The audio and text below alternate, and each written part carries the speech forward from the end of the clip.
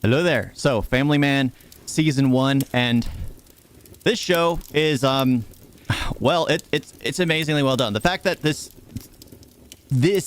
is basically based off, like, each episode is based off stories in the paper.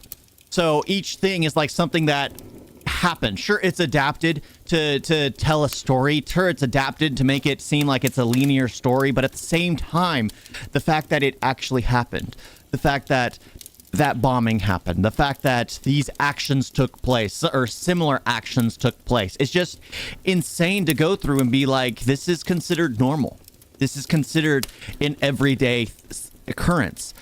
For someone like me who doesn't normally, well, don't really read the paper to begin with, because you're inundated with a lot of trash, especially where I'm at. It's nothing but trash and garbage and trying to promote ideologies which either aren't in favor or just bizarre or just, so it's best to just not get involved in it. But this was just insane. It was just like, oh my gosh, violence, hatred, and it was tough. It was a bitter pill. And the fact that it was like, it had a good understanding of showing like bad people on both sides, because you realize halfway through that one of the people, like even I thought was, but he was dumb.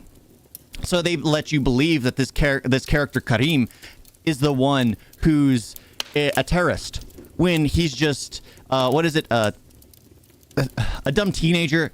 He believes in what he believes, and he does things out of just in whatever, because it has like this part where these Hindus kill Muslims because they believe they're carrying beef, and then what do? The Karim's plan was to feed that organization beef instead of mutton, and it was just in here that Karim ends up dying in the process because the people above, the actual terrorists, seated him as like a scapegoat. So he was killed literally because the terrorist organization made him out to be the actual terrorist they were hunting.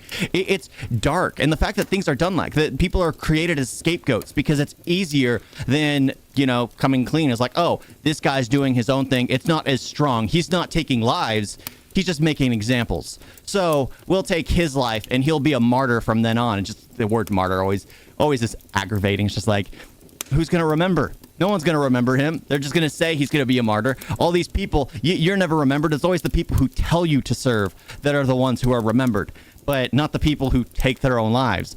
But it was interesting getting through and being absolutely aggravated by everything. The cheating spouse of Shri, the fact that the family, the kid gets a hold of the father's gun. There's a ton of little stuff that just grinded on my brain and absolutely aggravated me. It was like that there's a reason why certain things should be done. I know everyone kept telling me like guns aren't very common in India. There's a reason why nobody knows how to handle them.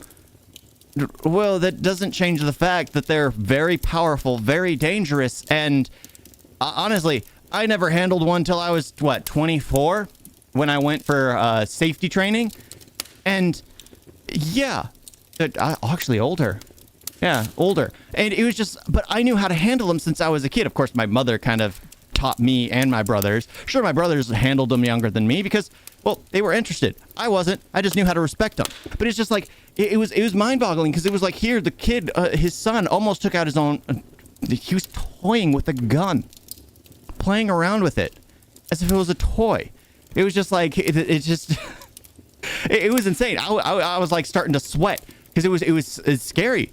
Even though it's a show, things like that happen. No, everywhere in the world, things like that happen.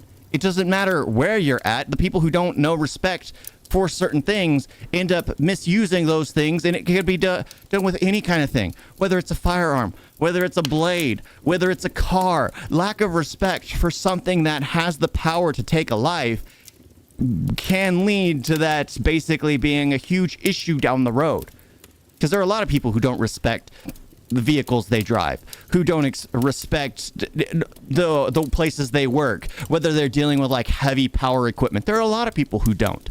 And it's insane going through it and being like, oh my gosh, it's just about teaching respect. Teaching respect. And what's funny is like they're teaching respect for their elders. It's like, no, teach respect for the piece of equipment that's going to end people's lives if you don't respect it. But yeah, this show was absolutely insane. The fact that they dealt with all this stuff at the end of every episode, it would show articles on what they were getting for reference materials. And that was like the most mind-blowing part. It was like, this is nuts. This is crazy. But still, it was a good show. It really was a good first season, except for the end. The end absolutely aggravates me. It pisses me off because the only thing they found out was they caught the guy that they had arrested in the beginning, who turned out to be the brain of the whole operation, even though he acted like he wasn't the brain of the operation. There was just that little aspect. It was just like, okay, we got him, but we as the viewing audience knew what else was going on, and that wasn't solved. So there was a lot of little stuff in there that was just like, okay, it was Bahubali chapter 1, the beginning, all over again. It was all over again, where it ends like on that huge note, and it's like, this is making me mad. It's making me mad. It was a good thing it took me like a few days to go to the next step, to the next season, because if I had to wait any longer, I would have not watched it. There's a thing about that where you're given so much stuff at the very end, such a huge cliffhanger, that it has a less return rate for the audience to come and view it, because there's just too much for people to return back to. It's too high stakes, too stress inducing, and instinctively human beings veer away from that. So it was like aggravating to see that and be like, you couldn't have done 20 more minutes to explain just a bit more? Just a bit more. Sure, you could have had a few cliffhangers, like what happens to some of the characters who got intoxicated or poisoned or whatever. But it's just like, it was aggravating that it was like they couldn't have spent just a bit more time to give us more of a conclusion. They were like, nope, let's leave it for a cliffhanger. Let's leave it for a cliffhanger. Let's have them, excitedly waiting. But that's the problem. We don't excitedly wait. We angrily wait to find out what happened. But yeah, still a good series. Still the fact that everything was done based off real natural news articles. It's crazy. It's absolutely nuts. And definitely worth the watch. Especially season 1. Season 1, even though with the terrible last episode, it's definitely worth it just because the way the story progresses, the way everyone is basically bad. Like even Shri feels like he's guilty in some aspects. He hates what he's doing because he feels like the bad guy. And well, if you work for the government, you are. Even if you're doing what's right, the one thing that's said is all that they need to do is win once. We need to win every time. It's like, yeah, that is true. But at the same time, in order to win every time, you have to become the bad guy. In order to always win, you have to bend the truth. You have to lie. You have to use people as scapegoats. But yeah, definitely liked it. Definitely liked this series, and I think season 3 is supposed to be coming out at some point. But yeah, thank you all for watching. Talk to you next time. Doodles.